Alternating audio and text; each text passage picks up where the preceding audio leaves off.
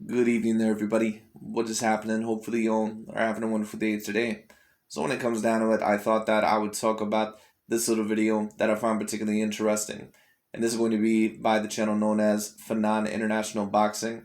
And I like to review his videos here and there because I do believe that he is one of the more mainstream channels that does tend to be at least a little bit more logical and objective. Now, that doesn't mean that, he's not, a fan of certain fighters here and there, and that maybe he cannot be a little bit biased here and there. Of course, one of the major things that he was saying that I disagreed with was about the Tyson Fury, cheating allegations against Deontay Wilder. So, of course, sometimes his fanboyism may show through, but at the end of the day, a lot of the points that he does make within his videos, I do sometimes tend to agree with. Now, one of the fighters that he does tend to be a fan of is Mr. Errol Spence Jr., and I see a certain amount of channels out there and a certain amount of people. Of course, the Errol Spence Jr. and Terrence Bud Crawford fan base is very, very divided right now. And of course, why wouldn't they be? Because those are two fighters that could debatably be the most talented or the best fighter within the 147-pound division. In my opinion, who do I think is the better of the two just in terms of boxing skills? I would say personally that it would be Terrence Bud Crawford. But if Errol Spence Jr. were to be ranked above a Terrence Bud Crawford, I certainly would not have a problem with that whatsoever. I think that both are tremendous fighters. I think that it is a 50-50 fight. But the big question about Mr. Errol Spence Jr. is, now that he has had over a year layoff, because he has not fought, I believe, ever since 2020 December, when it comes down to in that one fight against Danny Swift Garcia. And I thought that he had a very impressive performance. Some people thought that he did not look like the same fighter. I thought that he looked very much like the same fighter. He pretty much looked like the same fighter that I've seen in the Kell Brook and Danny Swift in the Sean Porter fight. And he dominated Danny Garcia or beat him to the point to where I don't think any other fighter has been able to do that. Even Keith Thurman and Sean Porter, even those fighters had a little bit of problems defeating Danny Garcia. I think Danny, even against those fighters, you can argue maybe pulled out a solid 4 or 5 rounds if you wanted to be a little bit more generous towards that of a Danny Garcia. But when Danny Garcia fought Errol Spence Jr., I couldn't find any more rounds for Danny Garcia than 3 rounds when it came down to it. So Errol Spence Jr., in my opinion, he is at a very good spot in his career. I do believe, all in all, that he still is one of the best fighters in the world. But the big question is, all in all, is he going to be able to get past that tricky, decently slick fighter in Yordenis Ugas? Yordenis Ugas, he's not necessarily someone that usually fights on the back foot. He actually usually tends to be a pressure fighter, gets in your face a little bit. But he is decently slick on the front foot when it comes down to him. I do think that he is going to be a tricky fighter. He's a person that, in my opinion, I don't know if I would rank him as A+, but he is a person, all in all, in my opinion, that would at least be on the A- level, maybe even debatably A-grade level. And we'll see how Mr. Errol Spence Jr. comes back from that fight. But in this video, I'm going to be talking about, do I believe that Errol Spence Jr., do I believe that he will beat Yordenis Ugas, and who do I believe will be facing Terrence Bud Crawford next? And I may even review a Dante's Boxing Nation video after this, because he's going to be talking a little bit about this as well. But anyways, let's get into the video. Let's see what Mr. Fannon has to say. All right, welcome back to the channel. In this video, we're going to talk about what Mikey Garcia has to say about the Errol Spence Jr. fight with Yordenis Ugas. And not surprisingly, I don't think he's given Errol Spence Jr. a lot of credit, or maybe he's just being realistic. Let's talk about that in this video.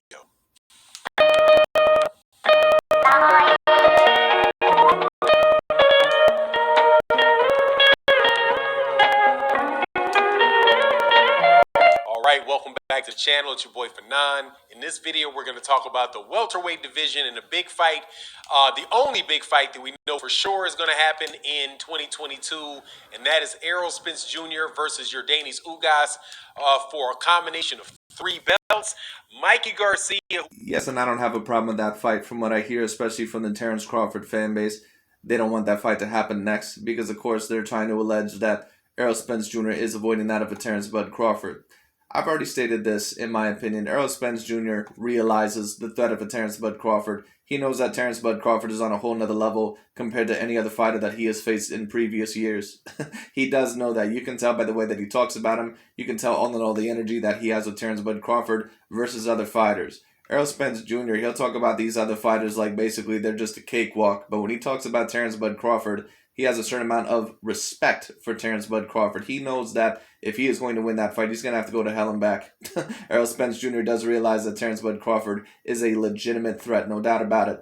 But, am I going to go as far to say that Errol Spence Jr. is avoiding, is avoiding the Terrence Bud Crawford fight by taking the Yordenis Ugas fight next? No. And I don't necessarily have a problem with the unification fight happening next because, I mean, that's what you're basically supposed to do if unification is mainly your plan. But it's going to be very interesting to see where Mr. Errol Spence Jr. goes on from here. And it's going to be very interesting to see if he can recover from his injuries, recover from the torn retina, of course, in his eye. Also recover from, the car accident mentally and physically. Now, I thought that he looked very good against Danny Swift Garcia. But how is he going to look against Terrence Crawford and Yordenis Ugas? Yordenis Ugas and Danny Garcia, in my opinion, they're about on the same level. So we'll see how Errol Spence Jr. handles that fight. In my opinion, Errol Spence Jr., he does have to be the favorite to win that fight. But we'll see what happens. Who is a former title challenger to Errol Spence Jr. has something to say about it, and we're going to talk about that in the video and give you my thoughts on that. But before I do, please make sure that you hit the subscribe button, share the video, like the channel, all that good stuff. It really does help the channel grow, and your support would be greatly, greatly appreciated. Mikey Garcia is I think is one of the best fighters to come around in the last several years, but not. He was one of the better fighters, but Mikey Garcia's legacy is going to be left behind unless he gets in the ring with some of those A-class fighters and actually beats them. And, once again, I don't mean to, be rude towards Mikey Garcia or anything like that, but, I mean, when it came, people always, tell me about Canelo Alvarez slithering in and out of the weight divisions, picking and choosing the right opponents. Listen, at the end of the day, like I said, Canelo fights repeated champion after champion and legitimate champions. I'm not talking about champions that are like a Sergey Lipinets or a Robert Easter, who are talented, but they're not A-grade fighters. Canelo is facing, in my opinion, A-grade talented fighters. It just is what it is. Mikey Garcia, because once again, you can tell which fighters are slithering in and out of the weight divisions and which fighters are not. All you have to do is take a look at their resume. When you take a look at Canelo Alvarez's resume, there's so many A-grade fighters on there, at least 9 to 10 A-grade fighters, that when he fought them, they were ranked A-grade at the time. When you take a look at Mikey Garcia, there's no A-grade fighters on his resume that he's ever beat. Not one. The best names that he ever has in his resume is Orlando Salido. To be honest with you, that might be the best win of his career, when it comes down to it. Roman Martinez and Adrian Broner, Sergey Lipinets, Robert Easter, all these are decent, like B-grade wins, but none of them are A-grade fighters. It just is what it is. And that's, once again, that's why when so many people, they always love to say that Canelo, that he slithers in and out of the weight divisions and fights the weakest opposition. Listen, I get it from certain people's perspective. But if we just want to sit here and say, oh, but Canelo, he always fights the weakest opposition, he's facing B and C grade fighters. No, he's not. A fighter who slithers in and out of the weight divisions was Mikey Garcia. Because when you take a look at his resume and you take a look at 40-something fights, yeah, he's a 4-weight division champion, but who did he really beat overall to get those belts? You know what I'm saying? At least Billy Joe Saunders and Caleb Plant and Callum Smith were all very, very decently talented. And on top of that, that's not even me mentioning Gennady Golovkin and Sergey Kovalev and Araceli Lara and Danny Jacobs and Austin Trout. Once again, for those of us that are lives going objective, we know Saul Canelo Alvarez, not only in terms of skills is he the real deal, but in terms of resume, his resume is the real deal as well. Mikey Garcia, his resume is just all smoke and mirrors. It just is what it is, or at least to a degree. I'm not saying that he's not a great fighter. I do believe that he will be a Hall of Famer, but at the end of the day, he's not going to be remembered as one of the top 10 fighters of his generation. That's if he does not get in the ring with some of these A-grade fighters and beat them. And now basically Mikey Garcia, because the cherry pick went wrong in his last fight against Sandor Martin, he basically has no choice. Welterweight division, obviously, because he lost to Errol Spence Jr. But in the welterweight division, in the lightweight division and the 140-pound division, he just happened to make a big mistake and felt like he saw something in Errol Spence Jr.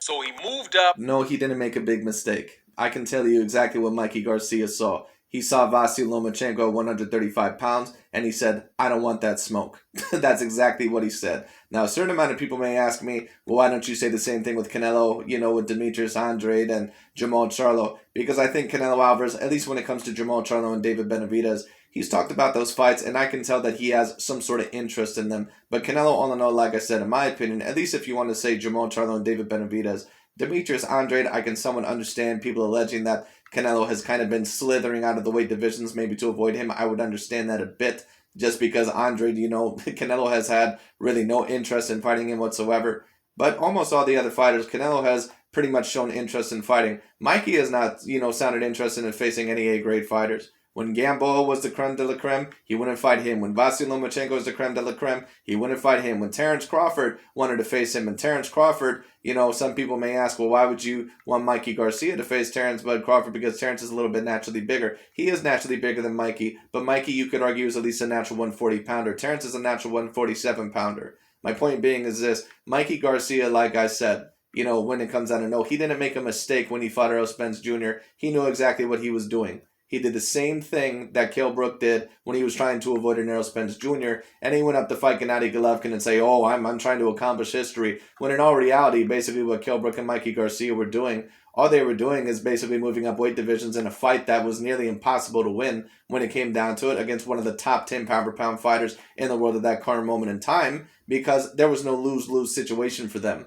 Basically, if they won that fight, which it was, very small amount that it was going to happen, basically people could say, wow, that person's a top 5 pound-for-pound fighter. They're on top of the world. But if you lose that fight, then people all in all, they basically say, oh, well, what did we really expect? He just tried to accomplish greatness, and he was, within the smaller weight classes. No.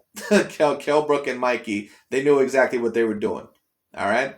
It is what it is. Whereas Canelo, like I said, people can say that, he hasn't fought Andre or Charlo or, overall David Benavidez. You can say that all you want to, but he's facing fighters that are somewhat on their level, at least to a certain degree. So that's why I can't, you can't compare Canelo to a Kell Brook or a Mikey Garcia, because those situations are completely different. To fight Errol Spence Jr. and he lost. But because he did that, he now has fought both Errol Spence Jr. and Yordenis Ugas. And he was asked what he thought about the fight, and he said that he believed that the Yordenis Ugas fight was going to be a very difficult fight for Errol Spence Jr. Because he said that Yordenis Ugas is a very, very solid fighter, that he has a lot of attributes that are going to cause Errol Spence Jr. problems. He pointed out that he had fought Yordenis Ugas on multiple occasions in the amateurs. They said he fought him, win at a time and beat Yordenis Ugas at a time that Yordenis Ugas was a world champion in the amateurs. But he believed that, ultimately that Errol Spence should be able to, pull out a decision win over Ugas. But, pretty much said, man, look, they thought that the fight could potentially go either way. So, my first reaction is, and I've talked with some other people. I don't believe that the fight could go well. What I will say is this: you don't want to underestimate someone like a Yordenis Ugas. Those Cuban fighters, they can tend to be very slick, or all in all, they can tend to be very tricky fighters. Yordenis Ugas does not necessarily have the same type of style like an Erislandy Lara or a Guillermo Rigondeaux. He's not someone that is mainly usually on the defensive. And that is going to make that fight somewhat interesting. But I just think that Errol Spence Jr., I just think that he has too much over Yordenis Ugas. I think that he has too much boxing ability. Excuse me. I think that he has better natural punching power. I think that Errol Spence Jr. may even be the better counterpuncher over Yordenis Ugas. Errol Spence Jr., he has a very good, extensive amateur background as well. And I just, Yordenis Ugas, I think that he's going to try and outbox Errol Spence Jr. And he can box, don't get me wrong, but unless you're a Terence Bud Crawford within those weight divisions, you're not going to outbox Errol Spence Jr. About it, and their reaction is, there he goes, Mikey Garcia hating on Errol Spence Jr. because Mikey Garcia lost to Errol Spence Jr. and he lost to him in a fashion that Mikey Garcia did not expect to lose, which was that he just got out. Bullshit. Mikey Garcia does not hate Errol Spence Jr. I don't think that he has any feelings towards Errol Spence Jr. because, once again, I think Mikey, he said allegedly that he's seen something heading into that fight, but once again, Mikey knew what he was getting himself into. It is what it is. I'm not saying that maybe all in all he's seen some things or didn't see some things that maybe he could take advantage of, maybe to possibly pull off the win. But Mikey Garcia overall knew what it was going to look like to the public if he either lost or won the fight. He knew. All right, he knew.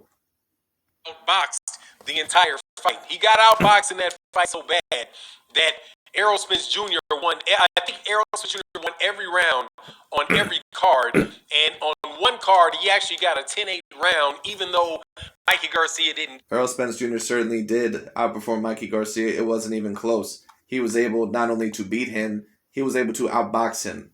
There's certain fights that happen like that where, You had a Vasily Lomachenko versus Guillermo Rigondeaux or Errol Spence Jr. versus Mikey Garcia, and you expected maybe the fight to be somewhat competitive because you think even though the fighters are smaller, that maybe they can somewhat compete with those other guys in terms of skill set. But then when Errol Spence Jr. actually fought Mikey, he didn't just beat him; he completely outboxed him. He embarrassed him. He was able to judge distance better. His size, of course, was an advantage, just like it was in the Lomachenko versus Rigondeaux fight. But the main reason why those fighters lost those fights is because they're not even on the level of those guys. Get knocked down.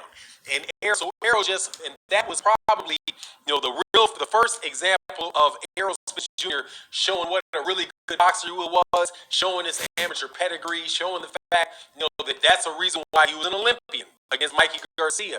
But I don't know, man. It just doesn't really sound like Mikey Garcia is giving the man the full credit for being the fighter that he is. I think Mikey Garcia, after the fight with Errol, Mikey said that he felt that he may have gone up in weight too quickly, that he didn't adjust, that he hadn't adjusted. And basically, that's the excuse that Mikey Garcia was going to come up with for not only losing that fight, but possibly never being the same fighter ever again. So one day, if he does face a Gervonta Tank Davis or a Devin Haney or a Vasily Lomachenko, and if he loses those fights, he can basically say, "Oh, well, I was never the same fighter ever again after I lost to Errol Spence Jr." Same shit Kell Brook is going to do if he continues losing fights. To the weight, right? But of course, Kell Brook lost to Gennady Golovkin. Felt kind of sluggish and all that against Errol Spence, right? And that could have been the reason for the loss. Personally, I just think that Mikey Garcia underestimates Errol Spence Jr. as a boxer. And I think that a lot of people underestimate Errol Spence Jr.'s skill as, boxing skill, because when he was coming up, it was man down. He was knocking people out, right? Attacking them with these body shots, breaking them down. And ever since he moved up, a level of competition in the welterweight division, he hasn't been getting the knockouts that he got while he was a contender, right? Now, that is not to completely... Well, that usually ends up happening when you face A-grade tier competition. It's very rarely that people will face, the creme de la creme in the divisions and they continue getting knockouts. And Errol Spence Jr., that's why I say a lot of people, they always said that his power was like on a Marvin Hagler level. Don't get me wrong, Errol Spence Jr. is a very powerful guy. But, once again, there's a difference between having, like, say, Deontay Wilder or Archer Beterbiev-like power and having just a level below that. Like, Errol Spence Jr., he has what I would call A-grade power, but not A-plus power. Disagree with Mike Garcia and what he has to say about the Yordenis Ugas fight. For me, the key thing about, Yordenis Ugas is that Yordenis Ugas is a come-forward fighter. He's somebody that does like to exchange punches. He's a very, very good counter puncher, and he's somebody that is a very good fighter, against southpaws.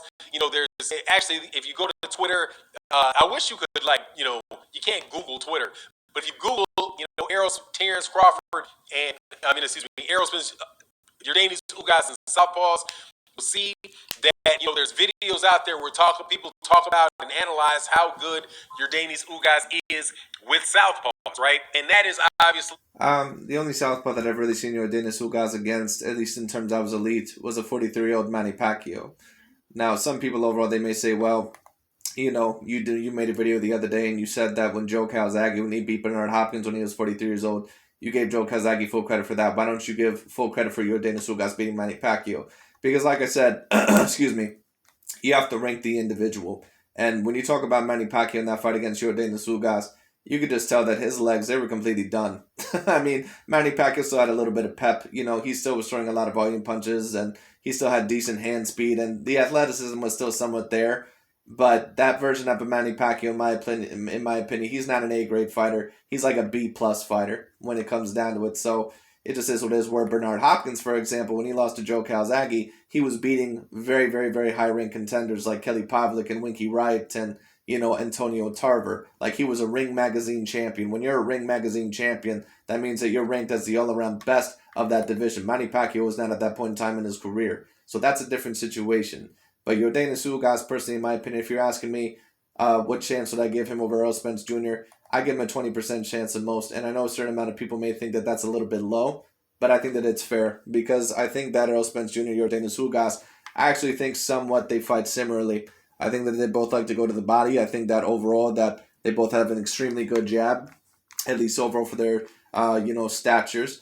and for their hand speed, because I don't think that either one has a great hand speed when it comes down to it. But they're just extremely accurate with their punches. I think actually that I think that Yordenis Ugas, he relies a lot on his counter punching ability, and all in all, he's a very very decently powerful person as well. But I just think Errol Spence has a little bit too much in the toolbox, and I think really what Errol Spence is, I think actually he's almost like a better, smarter version of Yordenis Ugas. But Errol Spence Jr., he's more of a complete boxer. Like this is somewhat like this reminds me of a George Kambosos versus Teofimo Lopez fight. Not necessarily because Errol Spence and Yordenis Ugas fight the same as a Teofimo Lopez or George Kambosos, but because those two fighters, they had very, very similar styles. That's why I was not super shell-shocked when George Kambosos was able to pull off the upset, even though I favored Teofimo Lopez to win. It's kind of the same thing here, except I believe that Errol Spence Jr. is a better all-around boxer than Teofimo Lopez ever was. So, Errol Spence Jr., in my opinion, he is going to be the clear favorite here. I would favor him either 9-1 or 10-1. Has a lot to do with the fact that he's, has a Cuban pedigree and all of that.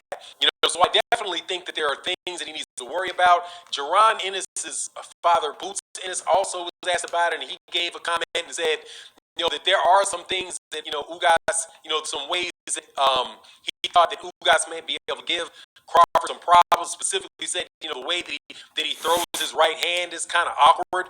And I think what he's talking about is like the way that he, specifically against Manny Pacquiao, he came with a straight right hand. He came with a looping right hand that would kind of catch Manny Pacquiao behind, a little bit behind the glove because when he was in an eye guard, and could kind of punch around that and catch him a little bit to the back of the head, well, to the side of the head and near the ear.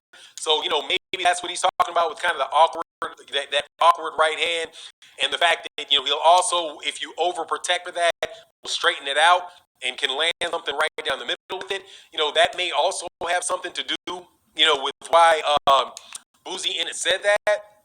But, I do agree that this is a good fight for Errol Spence Jr. The only question really for me with Errol is, what is the ring rust going to do? It seems like, though, that he's been staying in very good shape. He's been very active. And, he doesn't reinvent himself every fight, man. He's the guy that is, that is very fundamentally sound and should be able to and he executed his game plan very well with Danny Garcia coming off of a layoff.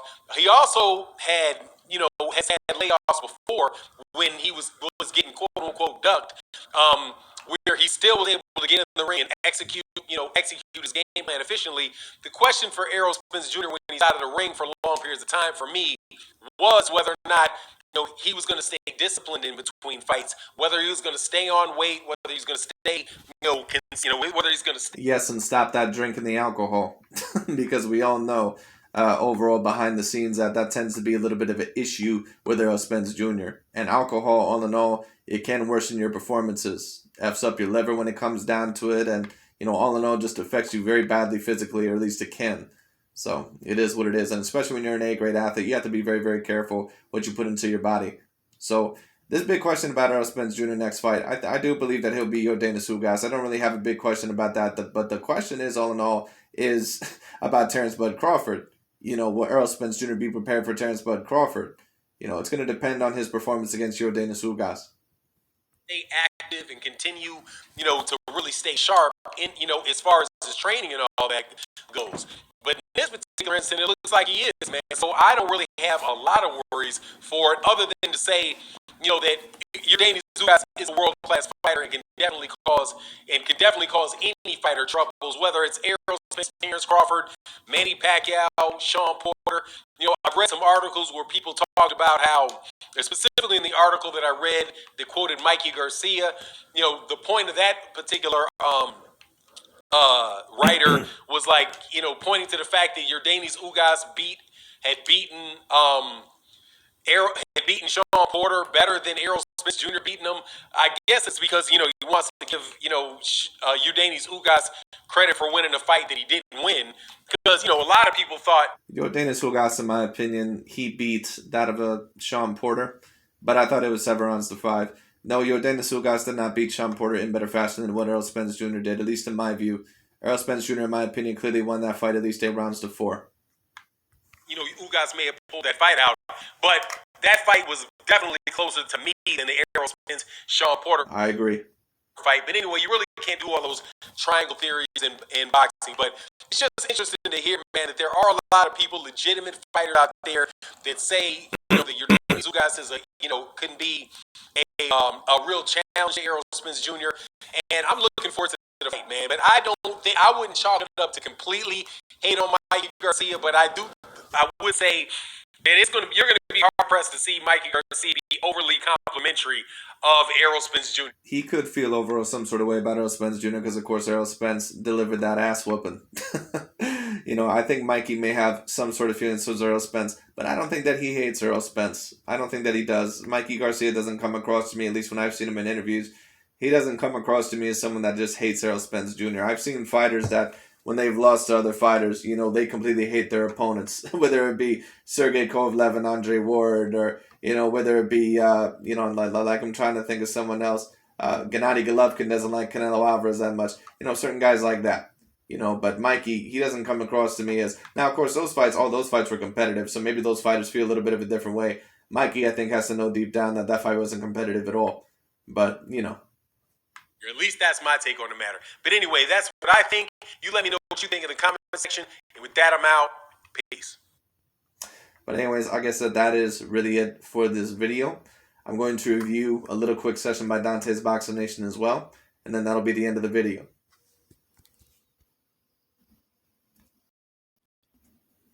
Okay, so when it comes to this video, we're going to review this by that of Dante's Boxing Nation. And this part is going to talk about, in my opinion, the victor of Mr. Terrence Bud Crawford and Errol Spence Jr.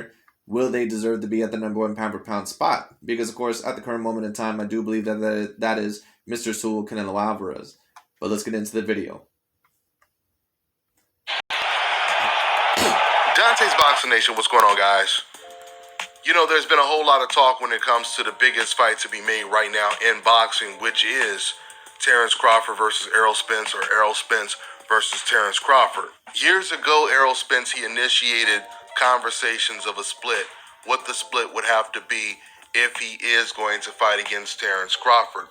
Well, I already know this, and this is just common sense. Like I said, if Terrence Crawford really wants that fight, he's going to have to accept the 60-40 split. No other way around it.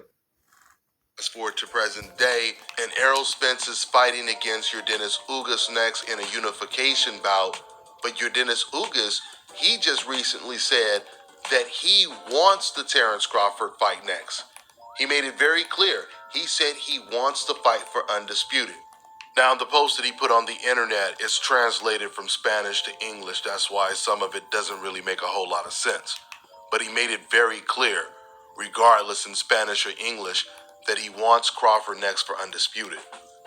And I've already been telling you guys, to become undisputed in the welterweight division would be the biggest accomplishment in boxing, because that's the deepest division in the sport of boxing right now. So you have to give your...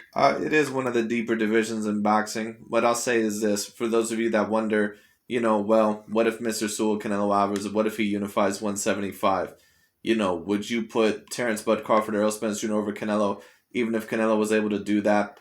I would say that it would be very, very hard, all in all, like I said, if Canelo were able to unify 175, I think that it would be very, very hard to debate anyone over him. So Terrence Bud Crawford, Errol Spence Jr., what I'll say is this: whoever were to win that fight would debatably be the #1 pound-for-pound fighter, but Canelo would still have to be right there. But of course, he's going to have to unify 175 as well. If Canelo were to unify 175, a weight class that does have a couple of A-grade fighters, in my opinion, definitive A-grade fighters with an extensive and great amateur background, certain medalists like a Dimitri Bivol and Artur Beterbiev, if he were able to beat those guys when it came down to it, even with the victory that Terrence Crawford ever over Spence, or if Errol Spence were to beat Crawford, I probably then would have to have Canelo back at #1, but we'll see. A lot of credit for saying that he actually wants the biggest boogie. Now, for those of you overall that remember Dante's Boxing Nation when he talked about, when he talked about the Manny Pacquiao versus Yordenis Ugas fight, remember, this is the same dude that always loved to say that Mayweather beat Canelo when Mayweather was a grandpa at 36 years old, and Canelo beat Gennady Golovkin when he was a grandpa, 36 years old. But Manny Pacquiao loses to Yordenis Ugas at the age of 43, and that was a bad 43. It's not like, once again, it's not like it was a Bernard Hopkins 43. There was a bad 43 where his legs were clearly gone. When it came down to it. And what did Dante say? He basically said, "Oh, well, we have to give Yordenis Ugas a lot of credit, blah blah blah." Why is he doing that? Because he wants either Errol Spence Jr. or Terrence Bud Crawford to be at the number one pound for pound spot, because he knows if they get a victory over Yordenis Ugas, that all in all, he can basically use that to put Terrence Crawford or Errol Spence that much higher. Man, in the sport of... And don't get me wrong, Yordenis Ugas, A grade fighter, either A or A minus, probably A minus, but when it comes down to it, still a very decent win. So if Errol Spence or Terrence Crawford, like I said, if they're able to unify that division completely, they'll be up there with anyone. Boxing today, which is Terrence Crawford. It used to be Errol Spence, but now it's Terrence Crawford. Now, while it's going to be very difficult for Yordenis Ugas to pull off the upset and beat Errol Spence. Like I said, Terrence Bud Crawford fans and Dante's Boxing Nation, he always likes to allege that Terrence Bud Crawford is the boogeyman. Listen, I'm not saying that certain people maybe, don't fear Crawford, but to say that he's just 100% the boogeyman, especially when the majority of the time he has been signing with the wrong promotions, I just can't call Terrence Crawford this big bad boogeyman. Because Terrence, in my opinion, has made a lot of stupid decisions in terms of the business side of boxing, but it just is what it is. Even though Errol Spence, he's coming off of the eye surgery, long layoffs, it's still going to be an uphill battle for him to win this fight. But once again, it's impressive that he actually is saying that he wants Crawford next for undisputed. Even though Errol Spence hasn't come out recently like Yordenis Ugas did and just flat out say he wants Crawford next for undisputed, I still believe that that's what Errol Spence is most likely going to do. He's going to have to. Otherwise, it's going to look very, very bad. Because he can't be like a Saul Canelo Alvarez and call out other fighters, even then besides a Jamal Charlo or David Benavidez. And certain people may say, well, why do you think Saul Canelo Alvarez is different? Because the fighters that he fought, in my opinion, were someone on the same level as those other guys. So Canelo, now there's going to be a certain amount of people that say, oh, well, he also has a complexion for the protection. Listen, I'm not saying that maybe that is not a part of it, but at the end of the day, like I said, just for me personally, Canelo is facing people, and especially if he goes after 175, Artur Beterbiev and Dimitri Bivol, in my opinion, are debatably the biggest challenges for Canelo. I've had certain people tell me David Benavidez, Jamal Charlo, or Demetrius Andrade.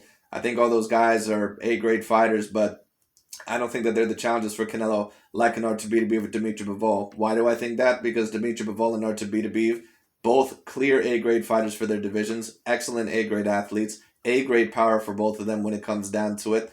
And in the biggest fights of their career, I've seen them look very, very dominant. I've seen Demetrius Andrade, David Benavidez, and Jamal Charlo all have multiple suspect performances in their career. That does not mean that they're not great fighters. You can't always just judge a fighter off of that. But what I am saying is that when I take a look at Artur Beterbiev and Dimitri Bivol, they've always usually been a little bit more dominant and even skilled for their divisions, or dominant, in my opinion, for their divisions than what those other fighters were. So in my opinion, Beterbiev and Bivol, especially if Canelo was able to get his hands on them, those are 2 A-grade wins. Those may be 2 A-plus wins, to be quite honest with you.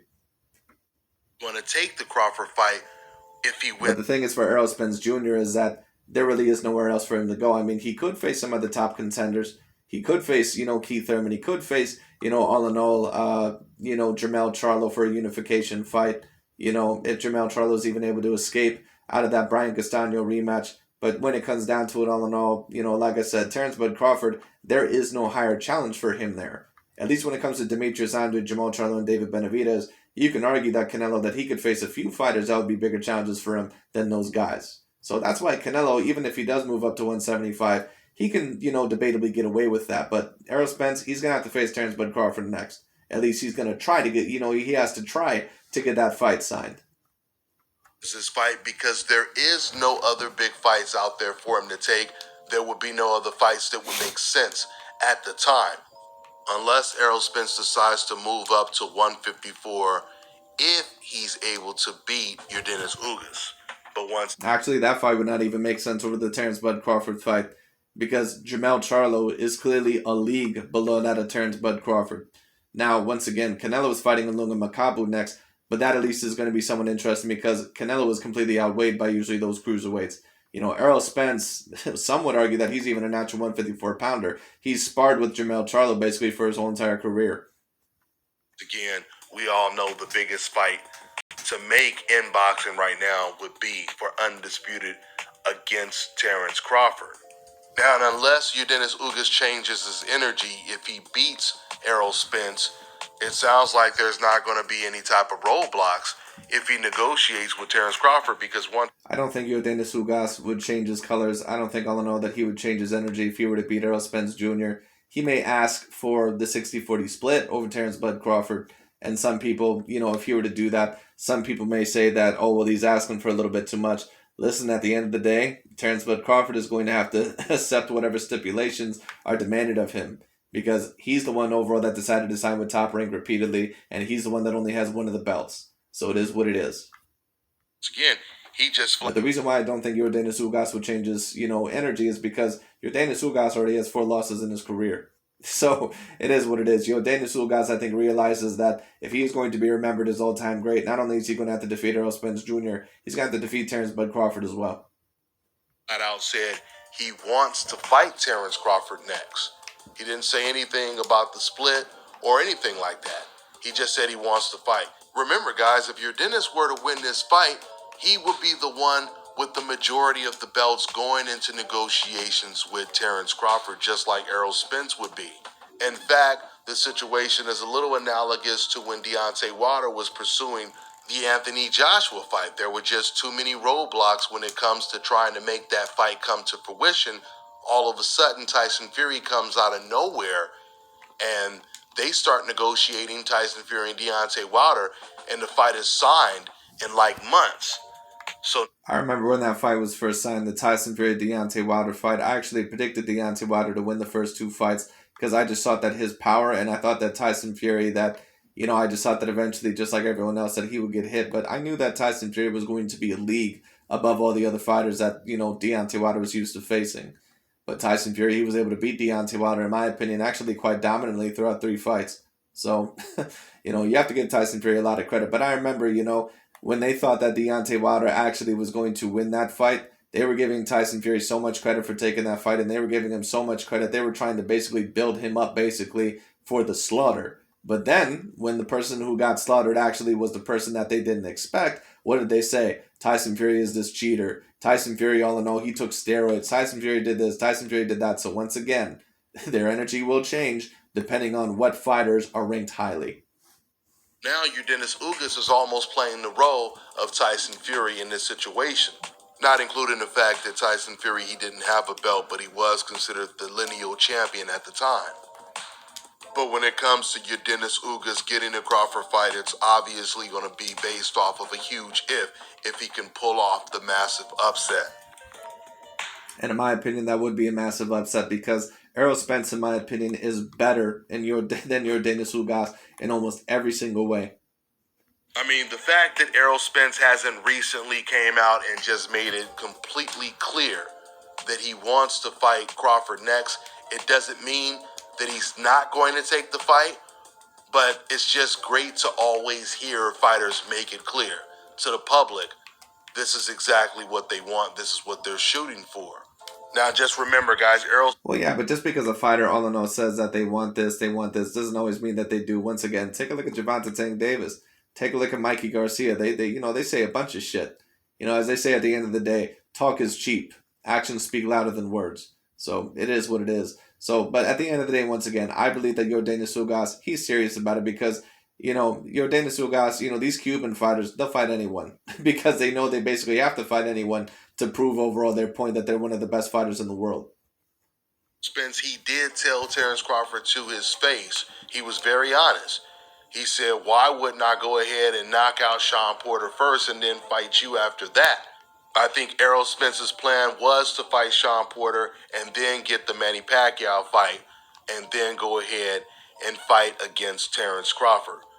But since Ugas, he ended up beating Manny Pacquiao, now he's going to fight Ugas instead. And I believe after that, assuming he beats Yordenis Ugas, he's going to grab the microphone and he's going to make it very clear that Terrence Crawford is who he wants next for Undisputed. Let's see if my prediction comes to fruition. That's all I got for now, guys. I'm on to the next one. This is a YouTube ad that you will actually benefit from. Anyways, that's pretty much about it overall from this from this series of videos. I just wanted to talk about that because I found that would be very particularly interesting.